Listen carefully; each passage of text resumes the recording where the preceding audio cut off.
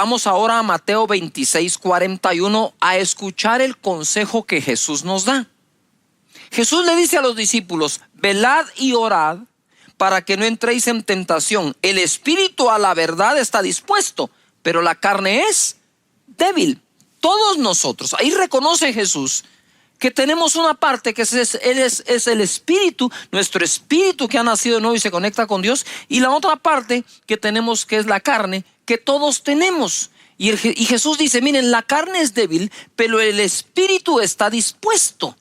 Lo que Pablo vivió al final de sus días fue esto mismo.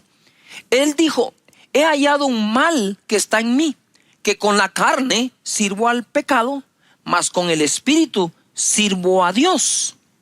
Y dice: miserable de mí, porque de verdad es que se siente como una miseria entre aquellos que estamos buscando santificarnos y pecamos en algo. Y para aquellos que buscamos a Dios, cuando pecamos nos sentimos mal. Y estoy seguro que te pasa también. Y cuando servimos a Dios nos sentimos bien. Entonces, hablando con un joven, él me decía: mira, el pastor, me dice, tengo espíritu y tengo carne, y estos dos batallan el uno con el otro. ¿Quién va a ganar?, me dijo. Pues dímelo tú, le digo yo. Aquel a quien yo alimente más. Entre más alimentas el espíritu, ¿verdad?, más logras combatir cosas de la carne. Jesús, ojo, Jesús fue tentado por aquellas personas, mira esto, para hacerlo caer en una trampa. Si él decía: sí, Moisés dijo eso, apedreaban a la mujer. Si Jesús decía: no, no lo dijo, era mentiroso porque sí lo dijo. Pero él conocía cuál era el espíritu de la ley. El espíritu de la ley es darnos a conocer que somos pecadores, pero el espíritu de gracia nos fue dado para que salgamos de esos pecados perdonados por nuestro Señor. ¿No es maravilloso esto? Estaba esta mañana recordando unos cantos, y algunos cantos que yo no sé cantar, ¿verdad? Pero hace muchos años cantábamos un cántico que decía así: soy feliz porque no hay más condenación. Soy feliz porque no hay más condenación. Soy feliz porque no hay más condenación. No hay más condenación en mí. Te amo, Cristo. Eres todo para mí. Y esos cánticos sí son muy viejos. Yo sé que ustedes, la nueva generación, no saben ni de qué estoy hablando. Pero estaban tan cargados de esa felicidad porque el Señor nos ha perdonado y nos ha bendecido. Así que disfruta del perdón, así como sufriste el dolor cuando pudiste haber pecado. Pero es tu Padre. Recuerda, no estoy dando un mensaje del perdón. Estoy enseñando o tratando de dirigir un poco o instruir cómo orar basado en el Padre Nuestro. Ya lo adoraste porque Él es digno de adoración, porque Él es Dios. Punto. Si tú pecaste o no, deja de ser el Dios digno de ser alabado y adorado. Por eso es que el Padre Nuestro comienza en adoración a Él, a su nombre. Más adelante se pide perdón. Mira lo que dice Hebreos capítulo 2:18 en la versión de las Américas. Pues por cuanto Él mismo fue tentado en el sufrimiento, es poderoso para socorrer a los que son tentados. Me imagino que aquí está hablando de ese momento en el Getsemaní, que también ahí fue tentado. Porque a veces creemos que la tentación solo es acerca de la lujuria, esas cosas. No, Jesús fue tentado para que no hiciera la voluntad del Padre. Jesús fue tentado para que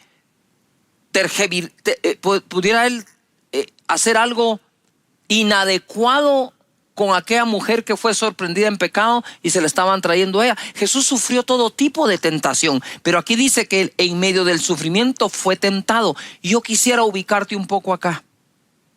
En medio de toda esta época que estamos viviendo de pandemia, que hay sufrimiento, sí, y hay una batalla de fe también, puedes estar siendo tentado a negar a Dios, a rebelarte, a no quererte congregar nunca, a no volver a congregarte cuando se abra tu iglesia.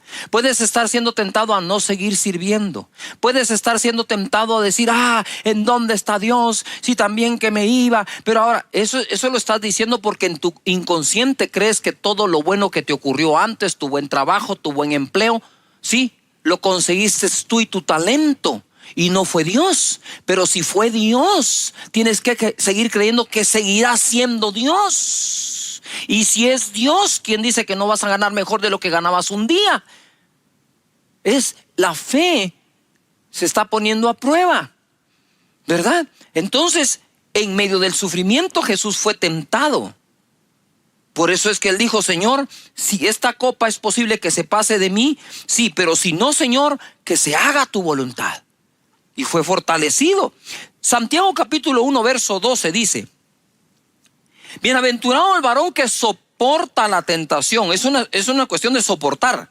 Porque cuando haya resistido, es una cuestión de resistencia. La prueba recibirá la corona de vida que Dios ha prometido a los que le aman. Aquí como que une Santiago tentación y prueba. No toda prueba es una tentación, pero pareciera ser que toda tentación es una prueba. Pero cuando haya pasado la prueba, dice, entonces será bendecido. En el verso 13, es lo que quiero aclarar. Porque como el Padre nuestro dice, y no nos metas en tentación. Si lo leemos tal cual así, es como que Dios nos metiera a nosotros en tentación. Digo, ¿cómo así? ¿Verdad? Si bien es cierto, el Espíritu de Dios, el Espíritu Santo, guió a Jesús al desierto para ser tentado, es porque él habría sido probado porque era el redentor de la humanidad. Y tenía que ser encontrado sin pecado para que al derramar su sangre perdonara a los nuestros. ¿Verdad? Entonces mira, quiero sacarlos de esa duda. Es terrible, el mismo diablo la podría usar para decir, Dios te está tentando. Porque no has leído que dice, y no me metas en tentación, como que fuera Dios el que nos va a meter. Entonces ahora aclara la escritura en el verso 13 de Santiago 1. Cuando alguno es tentado, no diga que es tentado de parte de Dios. Lo leo de nuevo. Cuando alguno es tentado, no diga que es tentado de parte de Dios. Porque Dios no puede ser tentado por el mal. Ni Él tienta a nadie. Sino que cada uno es tentado cuando de su propia concupiscencia es atraído y seducido. Quiere decir que casi toda tentación tiene su fundamento en nosotros mismos. Que dice, es tentado y seducido, es atraído de su propia concupiscencia. Verso 15. Entonces la concupiscencia, después que ha concebido, da a luz el pecado, y el pecado siendo consumado da a luz la muerte. 16. Amados hermanos míos, no erréis. Toda buena dádiva y todo don perfecto desciende de lo alto del Padre de las luces, en el cual no hay mudanza ni sombra de variación. En la versión Dios habla hoy, dice el verso 13. Cuando alguno se sienta tentado a hacer lo malo, no piense que es tentado por Dios. Porque Dios ni siente la tentación de hacer lo malo, ni tienta a nadie para que lo haga. Al contrario, uno es tentado por sus propios malos deseos que lo atraen y lo seducen. Verso 17, también la versión Dios habla hoy. Y todo lo bueno y perfecto que se nos da viene de arriba, de Dios, que creó los astros del cielo. Dios es siempre el mismo. En Él no hay variación ni oscurecimiento. No hay tinieblas. Lo que nos está tratando Santiago es de sacarnos de toda duda acerca si Dios nos pone en tentación o no. No, porque Él no puede ser tentado por el mal y por lo tanto no tienta a nadie para que haga lo malo. Y luego dice, de Dios lo que viene es todo don perfecto que desciende de lo alto del Padre de las luces, en el cual no hay tinieblas ni variación. Él es el mismo de ayer, de hoy y de siempre. Entonces en Él tenemos nuestro refugio y nuestra ayuda.